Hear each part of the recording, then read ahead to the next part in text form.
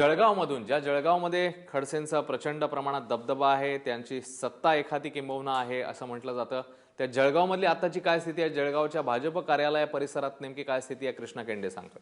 भाजपाचे ज्येष्ठ नेते एकनाथ खडसे यांनी आपल्या मंत्रिपदाचा राजीनामा दिल्यानंतर जळगावमध्ये काय चित्र आहे हे तुम्हाला मी दाखवतोय।